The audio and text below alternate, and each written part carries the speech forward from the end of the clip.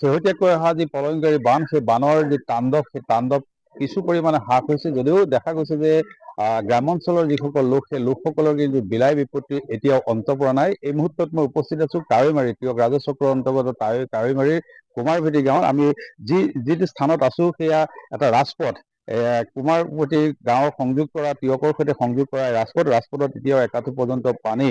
এগৰাকী আইতা আহি আছে, মই তেখেতৰ পৰা জানিব বিচাৰিম, গৰুৰ খাদ্য লৈ আহিছে, খেৰ লৈ আহিছে, ঘৰৰ পৰা বাট পানী ওলালে নাই? ঘৰৰ পৰা ওলালে, বাকীবোৰত ওলোৱা নাই। এতিয়া কলৈকে নিব এইটো? মথাইলৈ নিব। গৰু ছাগলী চব মথাইত আছে। আপোনালোক? আমি মথাইতে আছো, ৰাতি গুচি যাওঁ। ৰাতি গুচি যায়।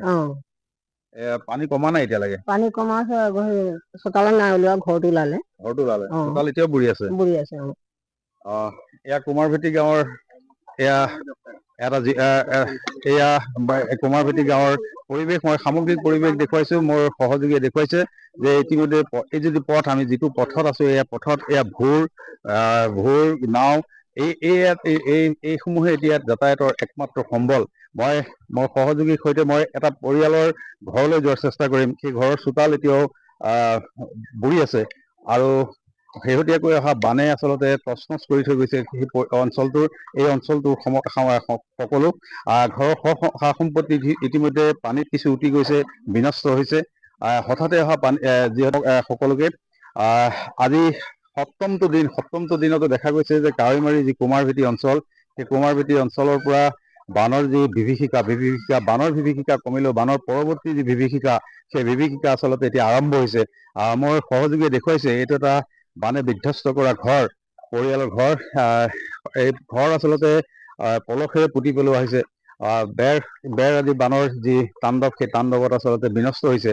আৰু এনেদৰে দেখা গৈছে যে বিভিন্ন সময়ত বিভিন্নজনে বিভিন্নজন ক্ষতিগ্ৰস্ত হৈছে।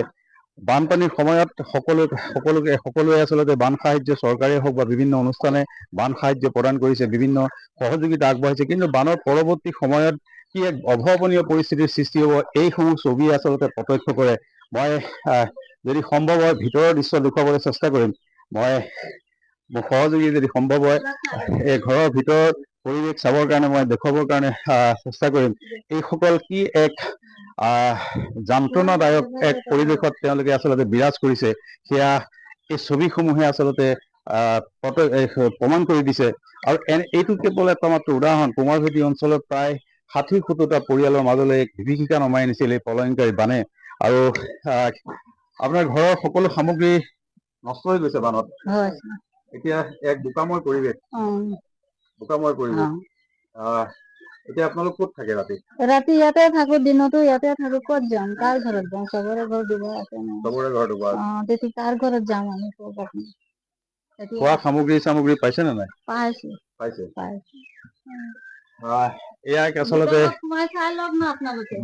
এয়া এক পৰিৱেশ মই পুনৰ দেখুৱাইছো যে এনেদৰে আচলতে বানে বিধ্বস্ত কৰা এইসকল ৰাইজ, এইসকল লোক এতিয়া এনেদৰে উজাগৰি নিশা কটাব লগা হৈছে।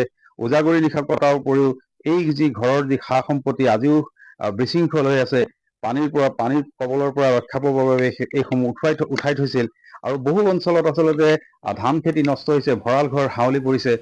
এনেধৰণৰ এক নিশ্চয়কৈ ৰিজু, এই মুহূৰ্তত আপোনাক ধন্যবাদ জ্ঞাপন কৰিছোঁ।